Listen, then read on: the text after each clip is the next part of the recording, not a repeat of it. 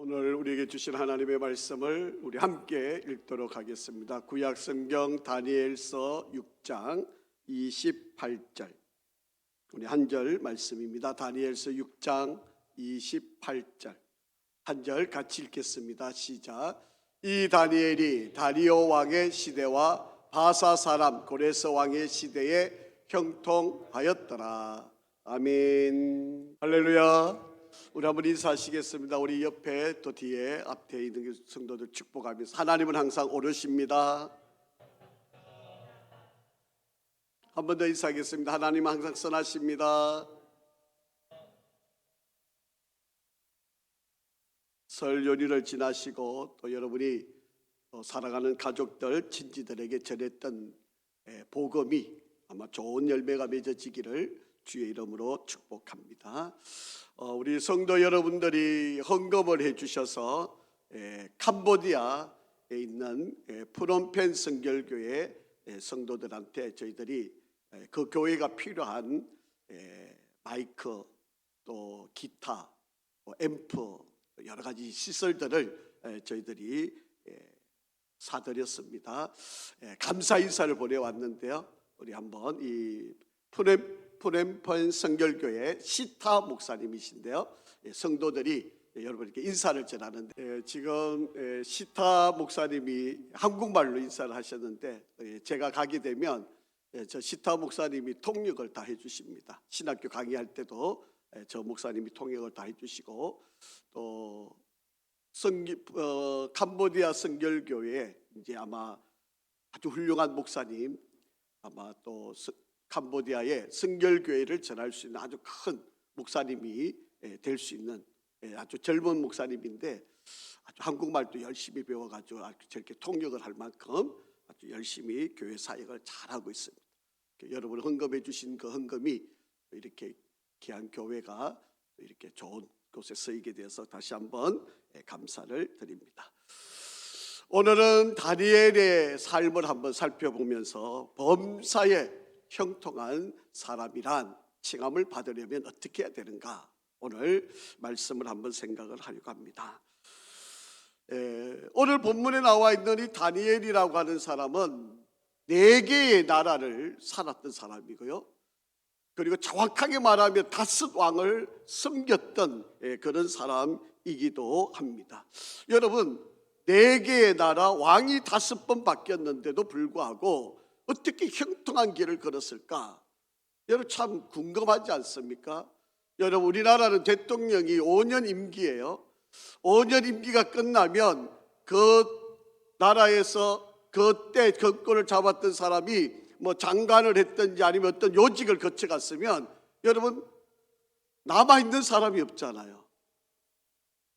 대통령 한 번 바뀌면 거기서 헌신을 했던 사람들이 목숨이 남아있을 리가 없을 것처럼 힘든 일들을 겪게 되는데, 여러분 나라를 4번 바뀌었고요, 왕이 원래는 4번이지만 정확하게 하면 5 왕이었는데 왕이 5번 바뀌었는데도 이 사람은 고위직에 있으면서 끝까지 형통의 길을 걸어갔던 바로 이 사람.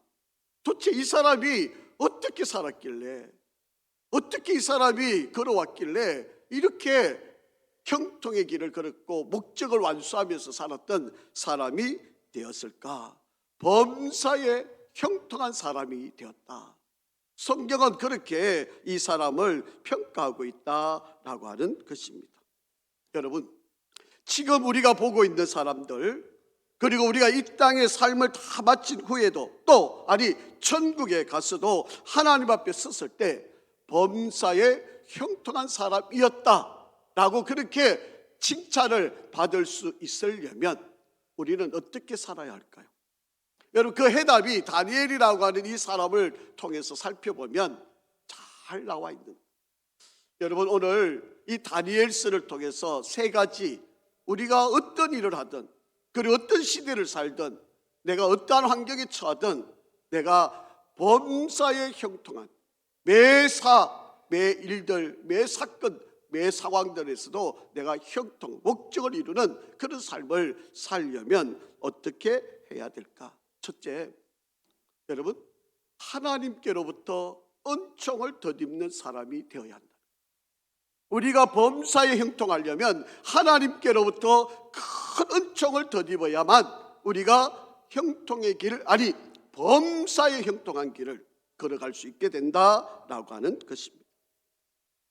여러분, 오늘 본문의 말씀을 좀 직역해서 읽어보면 이렇게 우리가 읽어볼 수가 있습니다. 여러분, 화면에 나와 있는 것처럼 정확하게 말하면 다섯 왕이 되는 거죠. 바벨론, 메대, 바사, 이렇게 왕이 보면 이 다섯 왕이 다스렸던 시대에 살았던 바로 그런 사람이었는데, 여러분 오늘 본문 다니엘서 6장 28절을 보면 이렇게 우리가 읽어볼 수 있습니다. 그리고 이 다니엘은 다리오의 왕권 중에서, 그리고 바사 족속 고레스의 왕권 중에서도 형통했다, 목적을 이루었다, 목적을 완수했다, 그렇게 해석을 할 수 있다라고 하는 이야기입니다.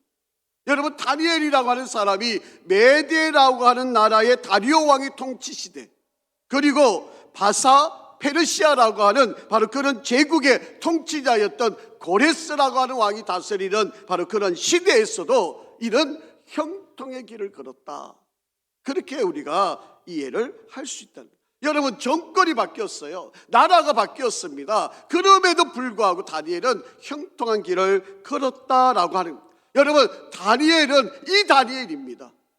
다니엘이 바뀐 것도 아니에요. 바로 그 다니엘이 이 다니엘이고 이 다니엘이 그 다니엘인데, 어떻게 나라가 바뀌고 정권이 바뀌었는데도 불구하고 바로 그가 형통의 길을 걸었을까? 자, 오늘 본문 다니엘서 1장 1절을 한번 먼저 읽어보겠습니다. 다니엘서 1장 1절 시작. 유다왕 여호야김이 다스린 지 3년이 되는 해에 바벨론 왕 느부갓네살이 예루살렘에 이르러 성을 에워 샀더니, 여러분, 바벨론의 느부갓네살 왕이 남쪽 유다 이스라엘을 공격하고 예루살렘 성을, 이 시기가 BC 605년입니다. 그래서 여호야김이라고 하는 왕이 다스리고 있던 이스라엘 땅에, 남쪽 유다에, 여러분, 포로로 세 번 포로로 잡혀가는데, 그 첫 번째 포로로 다니엘과 함께 약 5만 명이 되는 이 남쪽 유다 백성들이 바벨론 땅으로 포로로 잡혀가게 되는 바로 그런 시대가 되었습니다. 이 여호야김이라고 하는 사람의 아버지는 정말 선한 왕이었던 요시야라고 하는 왕이었습니다.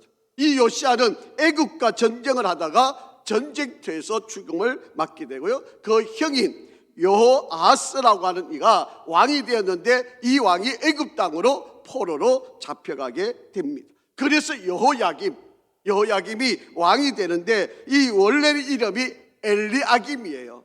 그런데 이 엘리야김의 이름을 여호야김으로 바꾸고, 그리고 남쪽 유다의 왕으로 애굽이라고 하는 나라가 지배를 하면서 세워 놓았다라고 하는 거죠. 결국은 말하면 애굽의 꼭두가시가 남쪽 유다의 왕이 되게 되었다라고 하는 겁니다. 그러다 보니까 여러분, 이 남쪽 유다 백성들이 얼마나 힘들었겠습니까? 애굽에다가 세금도 바쳐야 되고 그들이 요구하는 걸 다 상납을 해야 되니까 이 남쪽 유다 백성들이 고혈을 짜내가지고 상납할 수밖에 없는 바로 그런 절망적인 상황이 되었는데, 바벨론, 북쪽에 있는 바벨론이라는 나라가 쳐들어왔고, 그 느부갓네살 왕이 이 남쪽 예루살렘 성을 포위했고, 거기에 있는 이스라엘 백성들을 잡아다가 포로로 잡아가게 된, 바로 그러니까 이 다니엘이 나이가 아마 10대, 정확하게 아마 예상을 해본다면 한 15살 정도 되었던 바로 그 다니엘이 포로로 바로 이 잡혀가게 된 바로 그런 상황입니다. 여러분, 쉽게 한번 생각해 보죠. 나라가 망합니다. 집안도 망했어요. 직장도 다 잃어버렸습니다. 여러분, 뭐 하나 되는 것이 없고 홀홀단신으로 10대에 여러분 바벨론 땅으로 포로로 잡혀가 있는 바로 그였습니다. 무슨 기대가 있겠습니까? 무슨 소망이 있겠습니까? 뭐 하나 잘 될 거라고 계획할 수 있는 것이 하나도 없는 시대. 자, 그런데 한번 잘 보세요. 오늘 다니엘서 2장 46절입니다. 같이 읽습니다. 시작. 이에 느부갓네살 왕이 엎드려 다니엘에게 절하고 명하여 예물과 향품을 그에게 주게 하리라. 여러분, 이게 가능한 이야기입니까? 여러분, 10대의 포로로 잡혀온 다니엘에게 너부갓네살 왕이, 그 왕이 지금 다니엘 앞에 머리를 조아리고, 여러분, 자기가 지배하고 있는 백성이 노예로 되기로 온 사람이에요. 그것도 어린아이입니다. 그런데 그 아이에게 지금 절을 하고 모든 필요한 것들을 다 그 아이에게 바치고 있는 바로 이런 상황이 지금 벌어지고 있다라고 하는 이야기. 이게 어떻게 가능한 이야기? 자, 한번 더 읽어보실게요. 여러분, 다니엘서 2장 48절 49절입니다. 시작. 왕이 이에 다니엘을 높여 귀한 선물을 많이 주며 그를 세워 바벨론 온 지방을 다스리게 하며 또 바벨론 모든 지혜자의 어른을 삼았으며, 왕이 또 다니엘의 요구대로 사드락과 메삭과 아베노고를 세워 바벨론 지방의 일을 다스리게 하였고 다니엘은 왕궁에 있었더라. 여러분, 포로로 잡혀온 어린아이입니다. 그가 지금 바벨론 전역을 다스릴 수 있는 바로 그런 역사를 이루게 하고 있다라고 하는 이야기입니다. 여러분, 모든 땅을 다스리게 하는 어른 중에 어른이 되어 있는 바로 이런 상황에 이르게 되었다라고 하는 것입니다. 자, 여러분, 너부갓네살 왕이 죽었어요. 벨사살이라고 하는 왕이 또 죽습니다. 메대라고 하는 나라가 바벨론을 쳐들어오게 되었습니다. 그리고 다리오라고 하는 왕이 등극하게 됩니다. 바벨론 나라의 총리였던 다니엘은 아마 여러분 정권이 바뀌었으니까 당연히 어떻게 되겠습니까? 여러분, 앞에서 충성했던 그 사람을 처형을 시키는 게 당연한 도리가 아니겠습니까? 자, 한번 보시죠. 6장 3절과 4절입니다. 자, 6장 3절과 4절 시작. 다니엘은 마음이 민첩하여 총리들과 고관들 위에 뛰어남으로 왕이 그를 세워 전국을 다스리게 하고자 한지라. 이에 총리들과 고관들이 국사를 대하여 다니엘을 고발할 근거를 찾고자 하였으나 아무 근거, 아무 허물도 찾지 못하였으니 이는 그가 충성되어 아무 그릇됨도 없고 아무 허물도 없음이었더라. 여러분, 그를 어떻게든 꼬투리 잡아서 험을 잡아서 공격하고 죽이려고 해도 험을 잡을 수가 없는 바로 그런 사람이었다라고 하는 이야기입니다. 여러분, 우리가 흔한 말로요, 될 사람은요 뒤로 넘어져도, 안 될 사람은 뒤로 넘어져도 코가 깨지잖아요. 그런데 다니엘은요, 왕이 바뀌고 정권이 바뀌고 나라가 바뀌었는데도 불구하고 지금 최고의 권력을 유지하고 있는 바로 그런 시기가 되어졌다라고 하는. 도대체 여러분, 10대부터 지금 이 6장기의 한 나이가 80이 넘어 있는 이 상황까지 도대체 이 긴 세월 동안 나라가 5번 바뀌어가는 이 긴 세월 동안 도대체 다니엘이 어떤 사람이었길래, 도대체 어떤 환경을 이루었길래, 도대체 무슨 일을 했길래 이렇게 형통한 길을 걸어갈 수 있었을까?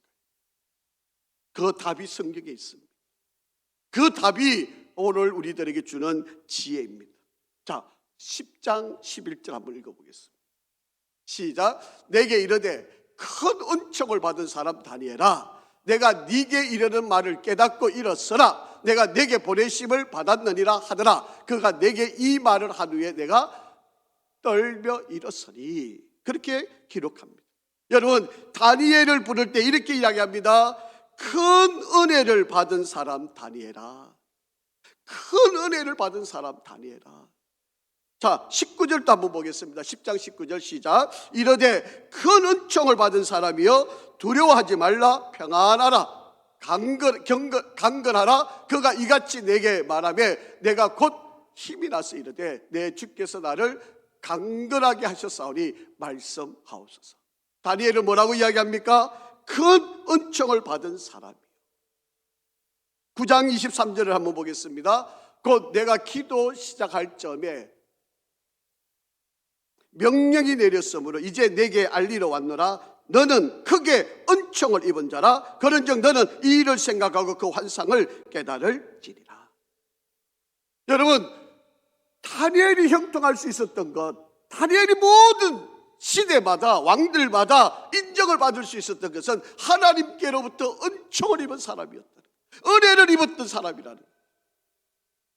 하나님께로부터 인정받는 사람이 되었을 때 바로 그가 어느 시대였던 어느 상황이었던 그는 왕으로 인정받는, 왕에게 인정받는 바로 그런 삶을 살았다라고 하는 것입니다. 여러분, 이스라엘이라는 나라에서 바벨론이라고 하는 나라, 메대라고 하는 나라, 바사 페르시아라고 하는 나라, 이렇게 나라가 바뀌어가는데도 불구하고 그는 형통한 길을 걸었고, 그리고 이스라엘의 여호야김, 그리고 느부갓네살 왕, 에월모드락, 베살살, 다리오, 고레스, 이런 왕들이 바뀌어가는데도 불구하고 그는 그 모든 상황에서 인정받았던 사람이었다라고 하는. 여러분, 똑똑하니까, 실력이 있으니까, 인간관계를 잘하니까 여러분 이 일이 가능했다고 생각하십니까? 그렇지 않아요.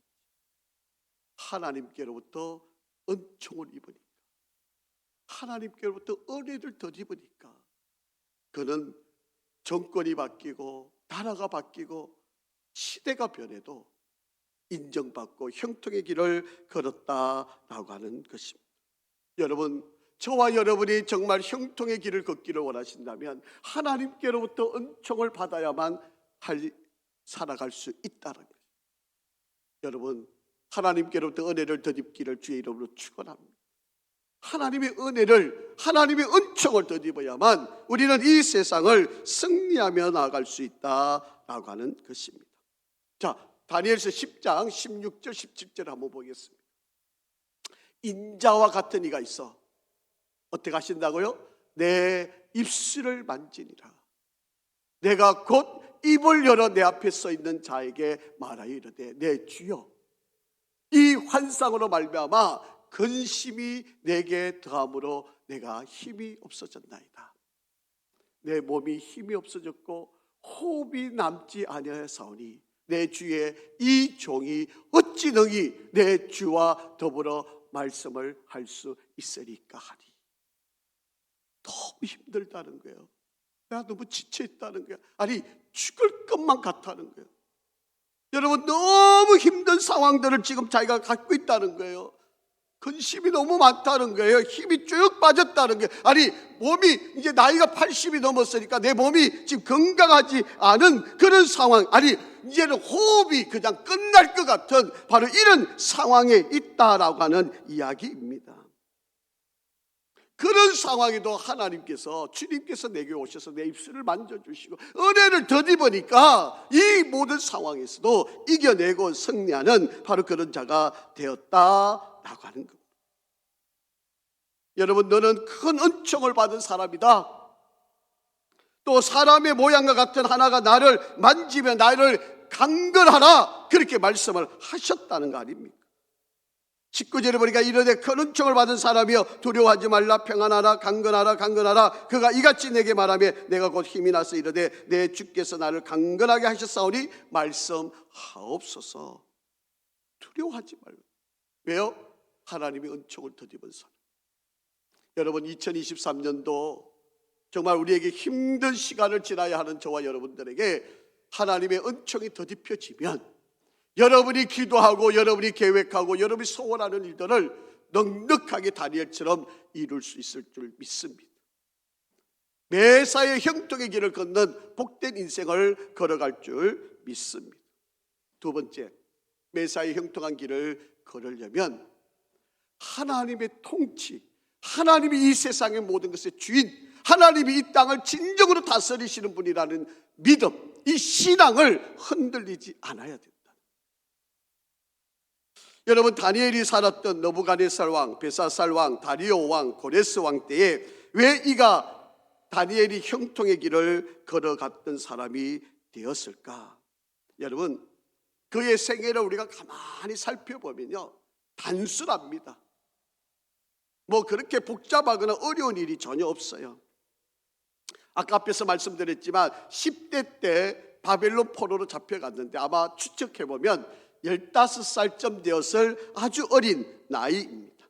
여러분, 포로로 잡혀왔으니까 여러분, 우리나라가 일제강점기 때 우리 식민지 생활을 했을 때 우리들에게 했던 가장 귀한 일이 뭔지 아세요? 우리를 일본화 시키기 위해서 일본 사람의 황제를 섬기는, 일본 천황을 섬기기 위해서 우리들에게 했던 여러 가지 일들이 있는데, 제일 먼저 한 일이 교육이잖아요. 교육. 그래서 일본어를 가르치고 일본의 사상을 가르치고 천황을 숭배할 수 있는 바로 그런 정신 개조 교육을, 여러분 다니엘도 마찬가지입니다. 다니엘도요, 이 바벨론의 포로로 잡혀와서 이 바벨론 교육, 바벨론식의 교육과 그들의 언어들을 먼저 배우도록 그렇게 어린 아이니까 교육을 그들에게 그렇게 시켰다라고 하는 거죠. 두 번째로 이들에게 했던 것은요, 동화를 시키기 위해서 이름을 다 바꿉니다. 우리도 그랬잖아요. 우리도 한국 사람들의 이름을 다 일본식 이름으로 다 바꾸었던 거 아닙니까? 여러분, 이 유대인들에게는 이 이름은요, 더 중요한 의미가 있어요. 왜냐하면 그 이름은 그렇게 인생을 살아가라고 아버지가 신앙을 가지고 지어주는 이름이, 그래서 이름은 그 사람의 존재 양식이에요. 인격입니다. 그 사람 됨됨이에요. 그래서 우리가 하나님의 이름을 알아가는 이유가 바로 그런 것처럼 유대인들에게도 이름은요, 자기 자존심이에요. 그런데 바벨론 포로로 잡혀왔던 이 사람들 이름을 다 바꿔놓습니다. 여러분, 다니엘이라고 하는 이름의 뜻은요, 하나님은 나의 심판자이시다, 이런 뜻을 갖고 있어요. 그런데 이 바벨론을 잡혀왔던 다니엘의 이름을 바꿉니다. 베드사살이라고 이름을 바꿔요. 벨이 나의 보호자입니다. 그들이 섬기는 신이 벨인데 벨이 나의 보호자입니다, 이렇게 이름을 바꿔요. 그런데 여러분, 우리가 다니엘서를 쭉 읽어보시면 아시지만 이 다니엘이 자던 친구 사드락과 메삭과 아베노고는 이게 이름이 바뀌지, 너부갓네살 바벨론식으로 이름이 바뀌어진 이름들, 다니엘의 세 친구 이름들은. 그런데 보면 다니엘이라는 이름은 바뀌지 않아요. 이렇게 바꿔놨지만 다니엘은 계속해서 고집해서 다니엘이라는 이름을 계속 사용을 합니다. 이렇게 철두철미하게 그들이 개조를 시켜가는데도 불구하고 다니엘은 이 싸움에서 단호하게 신앙을 지켰다는 거예요. 하나님 말씀, 하나님 나라, 하나님 중심의 신앙을 어떤 것에도 타협하지 않았다는 거예요. 세 번째, 여러분, 사람을 바꾸려면 교육시키고 이름을 바꾸고 그 다음에 음식 문화를 바꾸면 완전한 그 나라 사람이 되는 거죠. 여러분, 이 바벨론은요, 모든 음식들이 제 우상 앞에 절을 하고 제사를 드리고 거기서 흘러나오는 그 제삼 그 음식들, 이게 전역으로 흘러가게 돼 있습니다. 그러니까 이게 음식이 시장으로 흘러나오는 것은 거반 다 뭐예요? 우상 앞에 제물로 드렸던 거예요. 그러니까 이 다니엘과 다드락, 이 세 명의 친구는 이 음식을 먹을 수가 없는 거죠. 왜? 하나님을 믿는 사람들이죠. 적당히 타협하면 눈 감고 내가 살기 위해서 어쩔 수 없네, 이렇게 적당히 타협해 갈 수도 있지만 다니엘은 그렇지 않았습니다. 다니엘서 1장 5절 한번 보실까요? 또 왕이 지정하여 그들에게 왕의 음식과 그가 마시는 포도주에서 날마다 쓸 것을 주어 3년을 기르게 하였으니 그 후에 그들은 왕 앞에 서게 될 것이더라, 그렇게 기록한 것입니다. 적어도 3년 동안은 이 제사 음식을 먹었어야만 했던 이들이에요. 자, 그런데 다니엘 한번 보시죠. 1장 8절 한번 같이 읽어보겠습니다. 다니엘은 뜻을 정하여 왕의 음식과 그가 마시는 포도주로 자기를 더럽히지 아니하리라 하고 자기를 더럽히지 아니하도록 환관장에게 구하니, 그렇게 되어 있습니다. 안 먹겠다는 거예요. 여러분, 왕을 섬기는 사람인데 초췌해가지고 만약에 음식을 안 먹고 비쩍 말라가 가면 왕이 당장에 그 환관장을 처결할 겁니다. 그러니까 이 환관장한테 부탁을 하지만 사실은, 그래서 다니엘과 세 명의 다니엘 친구들에게 우리 10일 동안 금식을 할 테니까 안 먹고 왕의 음식을 먹은 사람하고 우리하고 한번 비교 한번 해보십시오. 우리가 훨씬 건강하고 깨끗하면 다시는 금식 안 먹게 해주십시오. 그렇게 타협을 한 거지. 여러분, 개인이나 국가나 이 역사의 모든 일들의 주인은 하나님이십니다. 하나님이 이 모든 것들의 다스림의 주인이심을 꼭 깨달으시기를 바랍니다. 자, 1장 17절 한번 보겠습니다. 시작. 하나님이 이 네 소년에게 학문을 주시고 모든 서적을 깨닫게 하시고 지혜를 주셨으니 다니엘은 또 모든 환상과 꿈을 깨달아 알더라. 하나님이 지혜를 공급하시니까 모든 사람들보다 뛰어나게 하셨고, 1장 20절 왕이 그들에게 모든 일을 묻는 중에 그 지혜와 총명이 온 나라 박수와 술객보다 10배나 나은 줄을 알게 되었다. 여러분, 놀라운 일 아닙니까? 여러분, 우리가 공부 잘하고 못하는 거, 물론 우리 노력도 필요하지만 하나님이 주시면요, 여러분 끄떡없이 이겨낼 수 있습니다. 주일 예배 잘 드려도 여러분 공부 잘할 수 있습니다. 그런데 여러분 타협하지 마세요. 괜히 그런데 여러분 마음 빼앗기지 마시기를 바랍니다. 여러분, 너부갓네살 왕이 죽었어요. 벨사살이라고 하는 이가 왕이 되었습니다. 다니엘이 이제 은퇴해야 될 나이예요. 그런데 이 교만한 왕이 술을 먹고 잔치를 벌이다가 하나님께서 벽에다가 손가락이 와가 막 글씨를 하나 써놓고 지나갑니다. 이 글씨를 썼는데 아무리 해석을 하려고 해석할 수가 없어요. 메네 데겔 우바르신이라고 하는 글을 써놨습니다. 아무리 계산을 해도 설명을 하고 이해를 시키고 학자들 불러서 아무리 설명을 해도 도대체 알 수가 없습니다. 왕을 저울에 달아보니까 부족하다라고 하는 바로 그런 뜻이죠. 하나님께서 이 나라를 메대와 바사에게 주게 될 거다, 그렇게 이야기를 하시는 겁니다. 여러분, 이방의 나라인데도 불구하고 그 나라를 나누고 왕을 바꾸고 통치의 모든 일들을 누가 다스리는 거예요? 하나님이 다스린다라고 하는 것을 전적으로 보여주고 있는 이야기입니다. 그래서 다니엘서 5장 18절에 보면 왕이여 지극히 높으신 하나님이 왕에 붙인 너부갓네살에게 나라와 큰 권세와 영광과 위엄을 주셨고 라고 그렇게 말씀을 하고 있습니다. 다니엘서 5장 21절에도 사람 중에서 쫓겨나서 그의 마음이 덜짐승의 마음과 같았고 또 덜나귀와 함께 살며 또 소처럼 풀을 먹으며 그의 몸이 하늘 이슬에 젖었으며 지극히 높으신 하나님이 사람 나라를 다스리시며 자기 뜻대로 누구든지 그 자리에 세우시는 줄을 알기에 이르렀셨느니라. 이방의 모든 나라의 왕까지도 하나님이 다 다스리고 계신다. 5장 29절 이에 벨사살이 명하여 그들이 다니엘에게 자주색 옷을 입히게 하고 금사슬을 그의 목에 걸게 하고 그를 위하여 조서를 내려 나라의 셋째 통치자로 삼았다, 그렇게 이야기합니다. 여러분, 정권이 바뀌었으면 쫓겨나거나 죽음을 당해야 될 텐데 오히려 형통의 길을 걷는 역사가 되었다라고 합니다. 자, 세 번째, 매사에 형통한 길을 걸으려면 하나님과 친밀함을 유지하고 있어야 된다는 거예요. 여러분, 우리가 하나님께로부터 은총, 은혜를 덧입어야 되고요, 이 역사의 주인이 하나님이시라는 건 절대적인 신앙을 갖고 있어야 되고요, 그리고 그 하나님과 내가 긴밀함, 친밀함의 관계를 유지하고 있어야 된다라고 하는 거예요. 여러분, 너부갓네살 왕, 벨사살 왕, 다리오 왕, 그리고 고레스 왕, 이 왕들이 거쳐가는 이 시대에 형통의 길을 걸을 수 있었던 거 한번 잘 보시죠. 자, 6장 10절 한번 같이 읽겠습니다. 시작. 다니엘이 이 조서에 왕의 도장이 찍힌 것을 알고도 자기 집에 돌아가서는 윗방에 올라가 예루살렘을 향한 창문을 열고 전에 하던 대로 하루에 몇 번씩? 3번씩 무릎을 꿇고 기도하며 그의 하나님께 감사하였더라.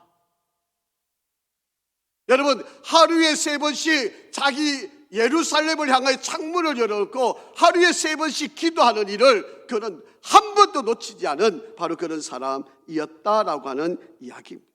하나님과 친밀함을 유지하기 위해서 기도하는 시간을 날마다 정해놓고 하루에 3번씩 그 기도의 시간을 놓치지 않고 어떤 상황에도 열심히 기도하고 하나님과의 관계를 끝까지 유지했던 사람, 바로 그가 형통의 길을 걷는 바로 그런 사람이 되었다라고 하는 이야기입니다. 여러분, 한번 생각 한번 해보세요. 이 다니엘을 잡아서 죽이고 싶어요. 잘못을 찾아야 될 거 아닙니까? 30일 동안 다른 신에게 절을 하는 사람이 있다면 다 죽이십시다. 이렇게 왕한테 조언을 합니다. 그러니까 여러분, 다니엘이 날마다 창문을 열어놓고 하루에 3번씩 기도하는 것을 누구나 다 알아요. 그러니까 30일 동안 하겠다 그러니까 적당하게, 그죠? 여러분, 창문 닫아놓고 하면 되잖아요. 그러면 이 위기를 넘어갈 수 있잖아요. 아니, 뭐 30일 동안 기도 안 하면 되죠. 뭐 이 시간이 지나가고 나서 그때 열심히 기도하면 되는 거 아닙니까? 얼마든지 이렇게 타협할 수 있잖아요. 그런데 다니엘은 오히려 그런 자기를 중상모략하려고, 자기를 죽이려고 이렇게 눈이 벌겋게 떠 있는 이런 사람들 앞에서도 창문을 열어놓고 하루에 3번씩 하나님께 기도하는 시간을 놓치지 않고 기도하고 있다는 거예요. 여러분, 우리 같으면 어떡하겠습니까? 아이고, 요 순간 모면하기 위해서 적당히 거짓말도 하고, 요 상황 좀 벗어나기 위해서 아이고, 눈 한번 지그러니 감고, 뭐 이것쯤이야, 이 정도야, 뭐 또 내가 성공하고 나서 잘 믿으면 되지, 뭐 또 일을 이루고 나서 내가 올바르게 살면 되지. 우리는 이렇게 하고 넘어갈 수 있는 이야기 아닙니까? 누가 그런 사람들 손가락질 할 수 있겠습니까? 근데 다니엘은 안 그랬다는 거예요. 다니엘은 뻔히 지금 왕이 도장을 찍어서 30일 동안 다른 신에게 절하지 말아라라고 그렇게 지금 조서를 내려 있는 바로 그런 상황인데, 다니엘은 창문을 열어놓고 지금 기도하고 있는 바로 그런 사람이었다라고 하는 겁니다. 여러분, 다니엘은요, 어떠한 상황에서도 하나님과의 관계, 이 친밀함을 놓치지 않기 위해서 그런 기도하는 시간을 절대로 양보하지 않았어요. 하나님과의 관계를 이루는 이 일에 어떠한 상황에서도 양보하지 않았어요. 문 닫고 할 수도 있습니다. 몰래 숨어서 골방에 들어가서도 할 수도 있어요. 아니, 30일 동안 안 하고도 지나갈 수 있었어요.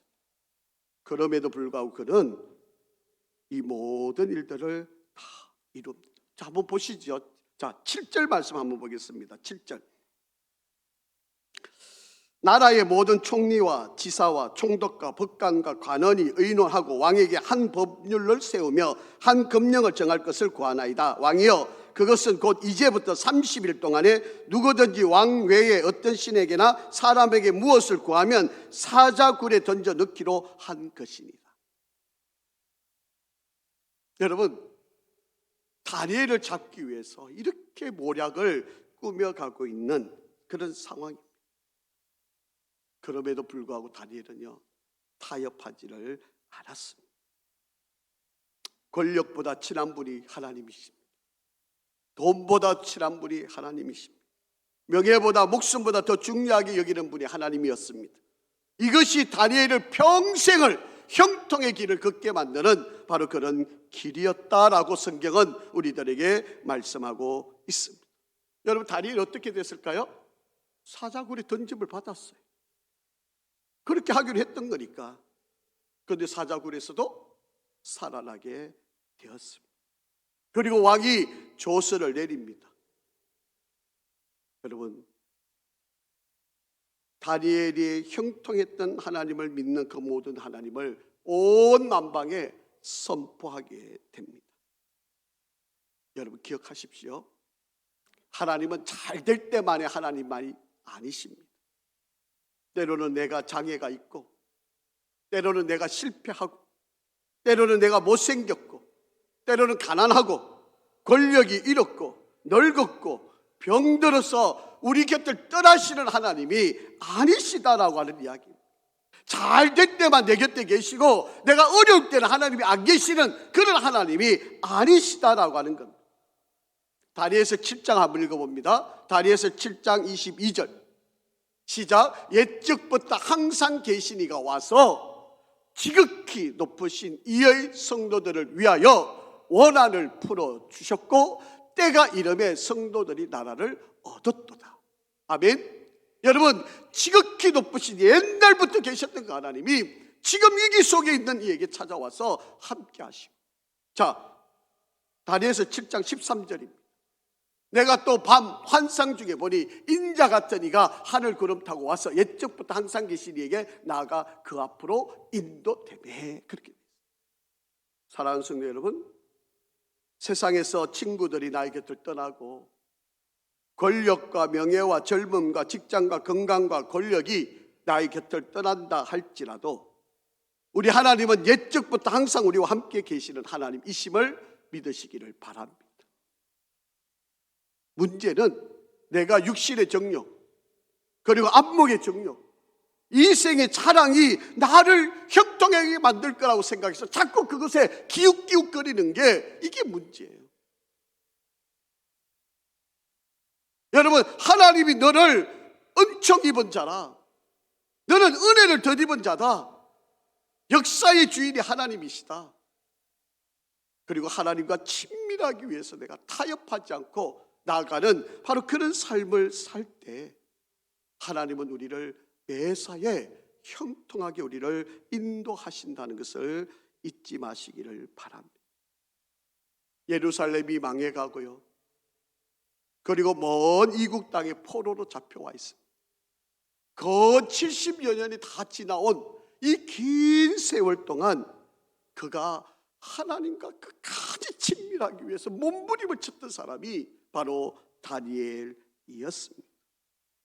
그러니까 그가 노년이 되기까지 그를 하나님이 지켜주셨고 붙들어 주셨다라고 합니다.